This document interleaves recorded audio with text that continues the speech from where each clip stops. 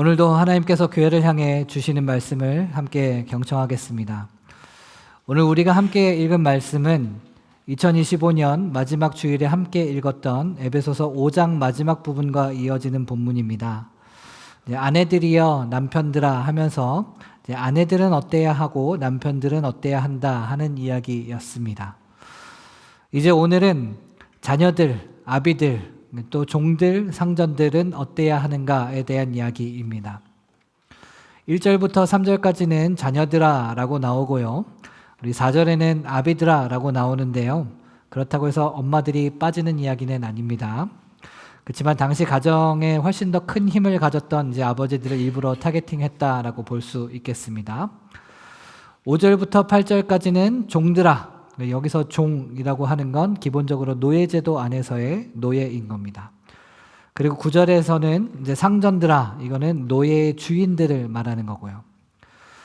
이렇게 오늘은 자녀와 부모, 노예와 주인 사이의 이야기입니다.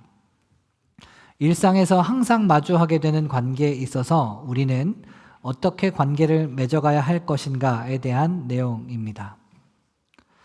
이 내용을 단순히 어떻게 하면 지난번에 봤던 부부 사이는 어떻게 하면 부부 사이가 좋아질 수 있을까?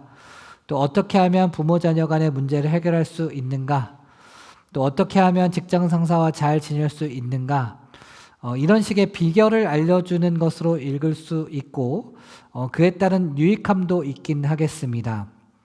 어려서부터 교회에 다녀셨던 분들은 잘 아시겠지만 우리가 얼마나 많이 자녀들아 주 안에서 너희 부모에게 순종하라 이것이 옳으니라 이 말씀을 얼마나 많이 들으셨습니까? 그리고 또 그렇게 말씀하시는 부모님 앞에서 우리는 속으로 아비들아 너희 자녀를 노엽게 하지 말고 이 말씀을 얼마나 많이 겉으로 말할 수는 없지만 얼마나 속으로 많이 되새기셨습니까? 그러나 그러한 세월이 쌓여서 여전히 잘 안 되는 부분도 있지만 우리에게 이정표의 역할을 해주게 되는 것 같습니다. 그러나 그러한 유익함에 더해서 바울이 에베소서를 쓰다가 갑자기 이 관계들을 언급한 이유에 대해서 우리 한번 좀 생각을 해보면 좋겠습니다. 지난번 아내와 남편의 이야기에서와 마찬가지로 이제 부모 자식 관계, 이제 노예와 주인 관계에 대한 이야기는 기본적으로 이제 5장 21절 그리스도를 경외함으로 피차 복종하라 라고 하는 말씀에서부터 나온 거고요. 그리고 이 5장 21절은 그 앞에 5장 17절 오직 주의 뜻이 무엇인가 이해하라 라고 하는 말씀에서부터 나오는 겁니다. 주의 뜻이 무엇이냐? 서로 복종하는 거다. 근데 상대방이 복종할 만하니까 복종하는 것이 아니라 그리스도를 경외하니까 복종해라 라고 하는 것입니다. 여기서 우리는 경외라고 하는 말을 한번 짚고 넘어가야 할 필요가 있겠습니다. 경외라고 하는 말은 문자 그대로 존경 그리고 두려움 이 두 가지 개념이 합쳐진 말입니다. 나의 존재가 하찮게 여겨질 만큼 거대한 존재를 마주했을 때 느끼는 존경과 두려움의 감정입니다. 이건 단순히 무서워서 도망치게 만드는 두려움이나 공포심이라기보다는 경외의 대상 앞에 서서 내 행동을 멈추게 하고 돌아보게 하는 두려움을 말합니다.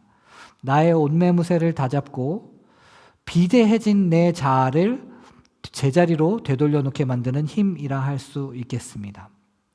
일반적인 경우에는 거대한 자연을 맞닥뜨렸을 때나 혹은 이제 압도적인 인간의 성취를 마주했을 때 느껴지는 감정인데 이럴 때 우리는 말이 줄어들게 되고 세상의 중심이 내가 아니라는 것을 깨닫게 됩니다. 내가 아는 것만이 세상의 전부가 아니다라고 하는 것을 깨닫게 됩니다. 그리스도를 경외한다라고 하는 말은 그냥 단순히 예수님을 좋아한다 정도가 아니라 그리스도의 존재의 거대함과 그 위대함, 그리스도께서 십자가 위에서 행하신 사랑의 압도적인 그 무게감, 존경을 넘어 두려움까지 자아내는 그 압도적인 위대함에 마주하여 이 세상의 중심이 내가 아니었음을 온몸으로 느끼고 비대해진 내 자아를 제자리로 돌려놓는 것을 말하는 겁니다. 우리는 보통 이런 그리스도에 대한 경외를 하나님의 임재 가운데 경험하게 됩니다. 예배를 통해 또 찬양 가운데 또 말씀 앞에서 또 기도 중에 우리는 엄습하시는 하나님의 임재 앞에서 경외의 감정을 느끼게 됩니다. 경외감이라고 하는 것이 기본적으로 거대한 자연을 만나야 느껴지는 것처럼 하나님을 만나야 하나님의 위대하심 앞에 서게 되고 그때에야 경외감을 갖게 되기 때문입니다. 그런데 오늘 본문에서 말하는 그리스도를 경외하는 자리는 상당히 생소하게 느껴집니다. 하나님 앞에서가 아니라 서로를 앞에 둔 자리에서 그리스도를 경외함이라는 말이 등장합니다. 그 서로가 누구입니까? 아내와 남편, 부모와 자녀, 노예와 주인입니다. 이건 대단히 쉽지 않은 관계입니다. 우리의 신앙이 가장 안 드러나는 관계이면서 동시에 우리의 본 모습을 가장 많이 들키는 관계이기 때문입니다.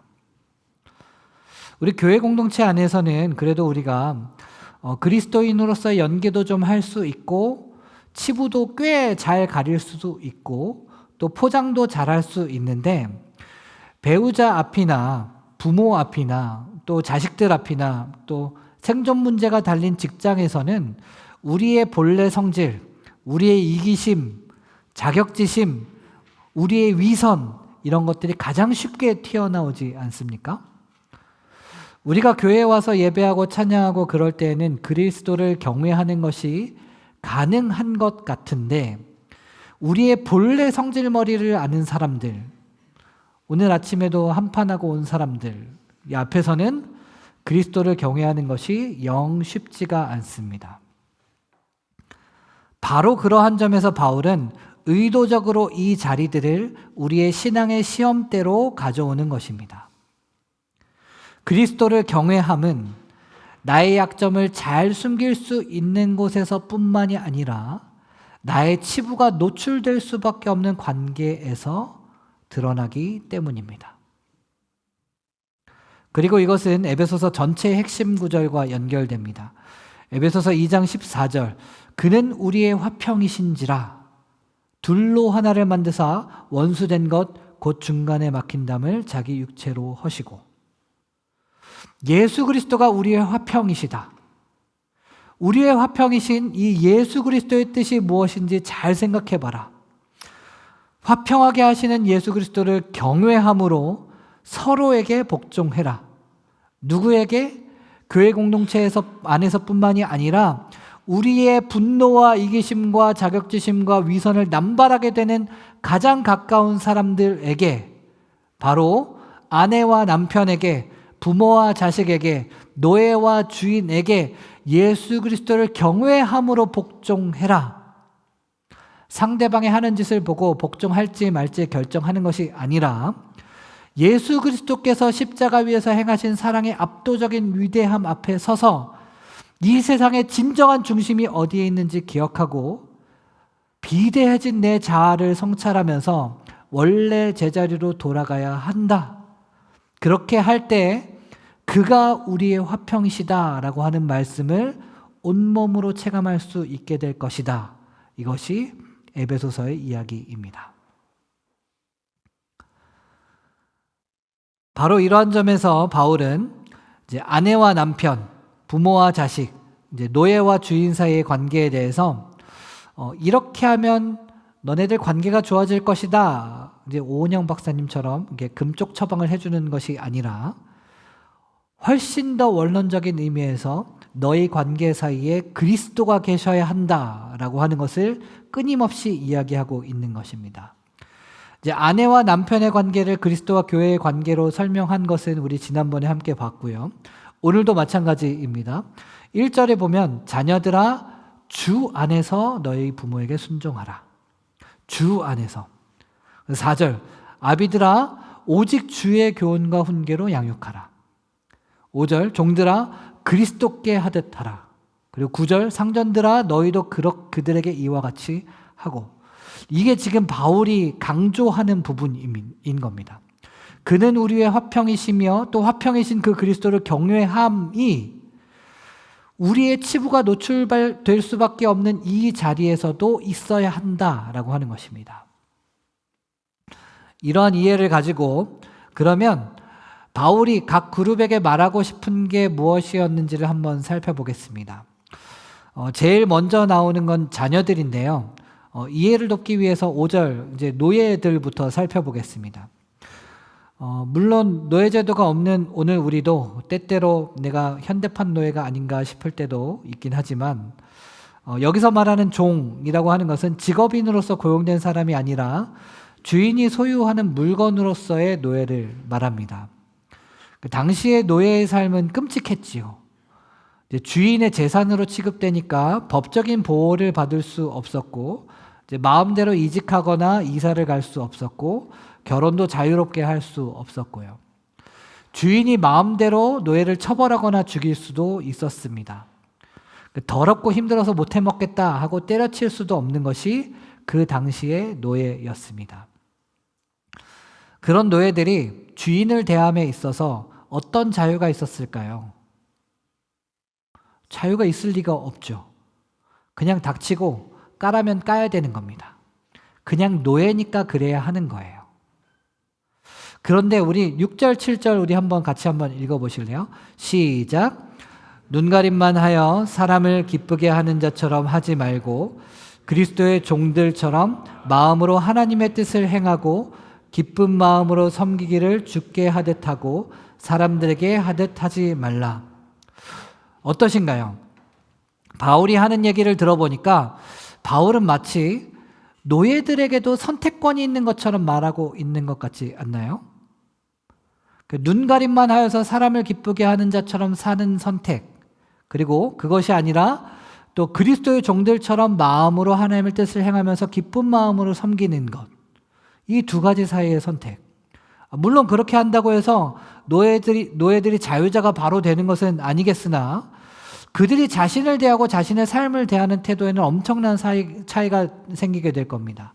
어쩌면 본인들 스스로도 자신들에겐 자유가 없으니 체념하고 그냥 까라면 까야지, 노예로 살아야지 할 수 있을 텐데 바울은 그들 역시 사람의 노예로서만 살아갈 것인지 아니면 그리스도의 종으로서도 살아갈 것인지 너희에게 선택권이 있고 자유가 있다라고 하는 사실을 상기시켜 줍니다. 그들에게도 주의 뜻이 무엇인지 생각할 수 있는 자유, 그리고 그렇게 깨닫게 되는 주의 뜻에 따라 살아갈 수 있는 힘이 있는 존재들이다라고 말해주고 있는 겁니다. 그렇게 할 때 그들은 하나님 앞에서 동등한 한 인격으로 서게 되는 겁니다. 8절이 그 얘기죠. 자유인은 선을 행하면 선으로 보상받지만 그때 당시 노예는 아무리 선을 행한다 하더라도 노예니까 당연하지 라고 하는 거지 선으로 보상받지는 못하거든요. 그런데 주 앞에서는 뭐래요? 종이나 자유인이나 선으로 보상받게 될 것이다 라고 하는 겁니다. 자녀들로 돌아가 보겠습니다. 네. 오늘 청소년분도 함께 예배하는데 아주 잘 됐습니다. 네. 우리 청소년부만 한번 우리 1절, 2절, 3절 한번 함께 읽어볼까요? 이 정도는 읽을 수 있죠? 네, 한번 읽어보겠습니다. 시작. 다시. 자, 딱딱 맞춰서 준비 시작.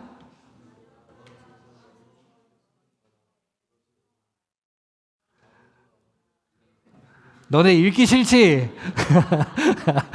자, 우리 다 같이 함께 읽어보겠습니다. 우리 청소년들 괜히 왠지 읽기 싫어지는 내용이긴 해요. 이해합니다. 우리 함께 읽어보겠습니다. 시작. 자녀들아, 주 안에서 너희 부모에게 순종하라. 이것이 옳으니라. 내 아버지와 어머니를 공경하라. 이것은 약속이 있는 첫 계명이니 이로써 네가 잘 되고 땅에서 장수하리라. 아멘. 그렇죠. 옆에 자녀가 계시니까 좀 찔려서 아멘을 못 하시겠나요? 네. 저를 포함하여 부모의 입장이신 분들은 이 말을 읽을 때 부모의 욕망을 한 움큼 집어넣어서 읽기 마련입니다. 그래서 우리는 이 말씀을 읽을 때 어떤 단어에 집중하게 돼요? 순종하라. 순종 좀 해라. 네, 이거에 집중하게 된다고요. 막 과거에서부터 오늘 아침까지 역사를 머릿속에 막 펼쳐놓으면서요. 네가 잘 되고 오래 산다잖냐. 순종 좀 해라. 네. 그런데 바울이 진짜로 강조하고 싶은 게 뭐였다고요? 주 안에서인 겁니다. 주 안에서. 여기에 강조점을 두면 뭐가 달라지냐면요. 자녀들이 해야 할 순종이라고 하는 것이 종들의 경우에서처럼 선택이 되는 겁니다. 자녀들도 순종하기 싫을 때가 있죠. 또 그리고 이제 우리가 부모로서 이제 부모의 모든 행동과 언설과 판단이 항상 옳다라고 미화하고 싶지만 또 꼭 그런 건 아니란 말이에요. 부모가 무조건 옳고 부모가 무조건 완벽하기 때문에 순종하라라고 하는 것은 아닙니다. 아멘 나왔어 지금? 훌륭하네. 네. 자녀들이 자라나면서 부모의 세계관을 받아들이기도 하지만 또 저항도 하면서 각자의 세계를 형성해 가게 되는 거거든요. 그렇게 생각해 보면 순종하지 않는 것이 꼭 나쁘다고만 할 수는 없는 거예요. 그러니까 자녀들은 자녀들이니까 무조건 부모에게 순종해. 너희에게는 자유가 없어. 순종 안 할 자유 없어. 라고 하는 것이 아니라 너희에게도 자유가 있지. 저항할 권리도 있고. 그런데 너희가 하나님을 경외하기를 배우기 위해서 순종하는 법도 배워야 해. 무조건 순종해야만 하는 것은 아니겠지만 별 이유 없이 무조건 저항하는 것으로는 하나님을 경외하기를 배울 수 없어. 그러니 항상 순종하는 기계가 되기보다 순종할 때 순종하는 법을 배우는 사람, 그리스도를 경외할 줄 아는 그런 그리스도인이 되면 좋겠다라고 하는 것이 주 안에서라고 하는 글자와 에베소서 전체에 녹아 있는 바울의 진심이었습니다. 부모들은 자녀를 노엽게 하지 말아야 한다는데 그게 쉽지가 않습니다. 그러나 여기에서도 바울의 의도는 주의 교훈과 훈계로 양육하는 것에 있습니다. 이것은 아이들에게 어떤 컨텐츠를 주느냐, 그래서 아이들의 심기를 건드리냐 맞느냐 이 문제가 아니라 아이들에게 우리는 주의 교훈과 훈계에 맞게 다가가고 있는가에 대한 질문이어야 합니다. 자주 착각하는 것은 그저 따뜻하게 안아주기만 하는 것을 주의 교훈과 훈계라고 착각하는 경우가 많이 있습니다. 그렇지 않습니다. 또 그렇다고 해서 혼내고 지적하는 것만으로도 사람이 자라는 것은 아닙니다. 화를 참기가 정말 불가능할 때가 많이 있고 부모여도 사람이라 상처를 받게 되고 그 자식이 주는 상처라 훨씬 더 아프지만 그 자리에서까지 우리는 하나님을 경외하는 자여야 합니다. 압도적으로 거대한 하나님의 존재 앞에 서는 일들이 부모인 우리에게 필요한 겁니다. 노예의 주인들은 노예들과 마찬가지로 죽게 하듯이 기쁜 마음으로 서로를 섬겨야 합니다. 그 이유는 그들에게도 상전이 있기 때문입니다. 그들에게도 그들의 상전이 있음을 기억해야 하기 때문입니다. 하늘에 계신 너희의 진정한 상전에게는 외모가 중요하지 않다. 이 말은 생김새를 말하는 것뿐만이 아니라 그들이 가진 계급과 지위와 상황이 중요하지 않다는 것입니다. 서로의 다른 지위와 위치와 그런 상황 가운데서도 우리는 각 사람은 그리스도를 경외함으로 살아가고 있는가, 그렇지 않은가만이 중요할 뿐입니다. 이와 같이 우리는 우리의 연약함과 치부가 드러나는 자리에서까지 그리스도를 경외해야 하는 것입니다. 사랑하는 교회 여러분, 지난 한 해를 돌아보며 교회된 여러분의 많은 수고와 기도로 교회가 잘 세워져 가고 있어서 참 감사하게 생각합니다. 교회에서 여러분의 모습은 빛이 나 보입니다. 물론 예외가 있다고 해서 구태여 말씀드리지는 않겠습니다. 교회에서 우리가 그리스도에 대한 경외의 경험을 갖는 것 매우 중요합니다. 그냥 분주한 마음으로 왔다 갔다 하는 것만으로, 또 오늘의 찬양팀의 찬양과 설교자의 설교를 기대하고 오는 것만으로는 그게 잘 되지 않으실 겁니다. 우리의 존재가 하찮게 여겨질 정도의 그 하나님 존재의 위대함을 맞닥뜨리기를 기대하고 소망하면서 하나님께 나아가실 때 우리는 하나님의 경외함을 경험하게 되고 배우게 되는 것입니다. 그러나 오늘 우리에게 말씀하시는 하나님은 그 하나님 경외함이 우리를 가장 잘 포장할 수 있는 곳에서 뿐만 아니라 우리의 치부가 모두 다 드러나는 곳, 속일 수 없는 곳, 우리의 모든 자격지심과 위선이 남발되는 곳에서도 그 경외함을 받으시길 원하신다는 것입니다. 여러분이 가장 쉽게 무너지는 관계는 어디입니까? 바로 그 자리가 하나님이 여러분을 부르시는 경외의 자리이며 여러분이 하나님의 위대함을 경험해야 하는 자리입니다. 오늘 함께 찬양하고 기도하며 결단하실 때 하나님이 부르시는 그 자리를 기억하고 그곳에서 여러분이 정말로 하나님을 경외하는지 확인하기 원하시는 그 하나님께 마땅한 삶의 응답을 드릴 수 있는, 그리하여 그는 우리의 화평이신지라 하는 말씀의 진정한 깊이를 온몸으로 체득하게 되는 저와 여러분들 되시기를 진심으로 축복합니다. 우리 함께 찬양하겠습니다.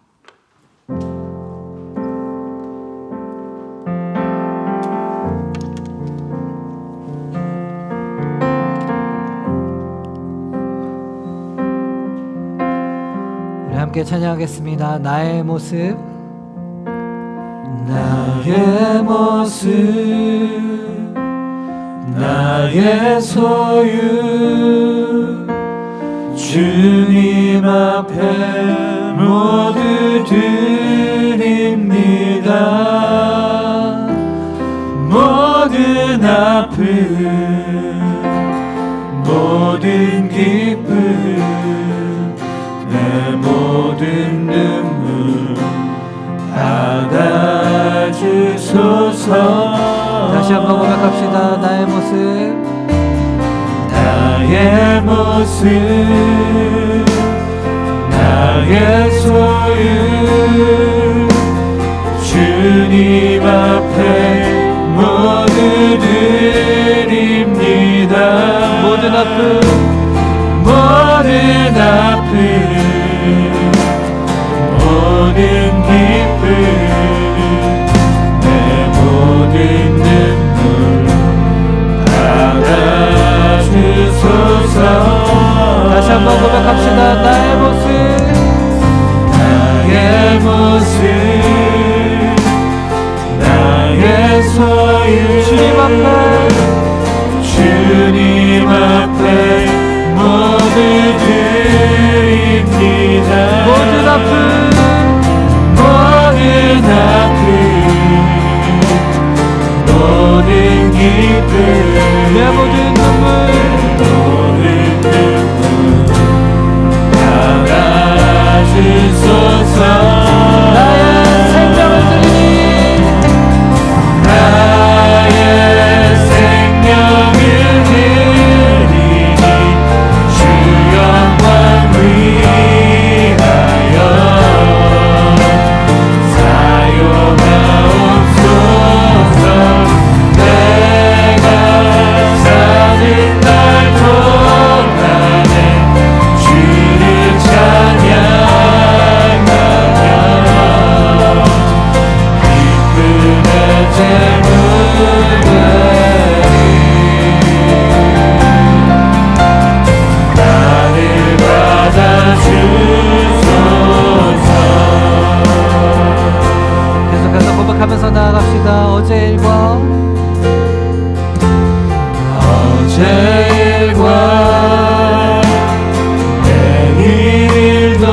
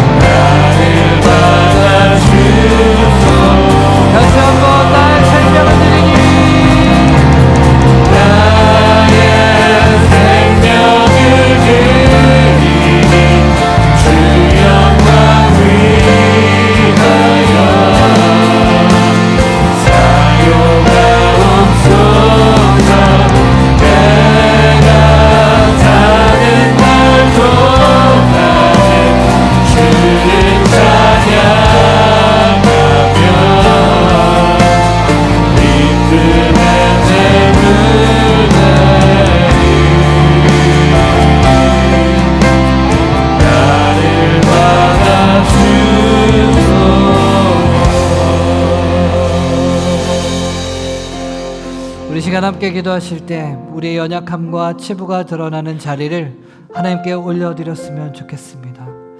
우리의 짜증과 분노와 또 자격지심과 또 위선이 남발되는 그 자리를 향하여서 하나님께서 오늘 부르고 계십니다.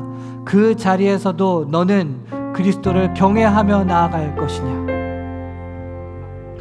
우리 시간 함께 그 자리를 우리가 기억하면서 그 관계를 기억하면서 우리 하나님께 함께 나아갔으면 좋겠습니다. 하나님, 우리가 하나님께 이 자리를 올려드립니다. 하나님, 우리가 그 자리에서 어떻게 하는 것이 하나님을 경외하는 길입니까? 하나님, 주님 우리에게 말씀하여 주시고 그 말씀하신 대로 우리가 살아가게 하여 주시옵소서. 이 시간 함께 기도하면서 나아가겠습니다. 기도하겠습니다. 아버지 하나님,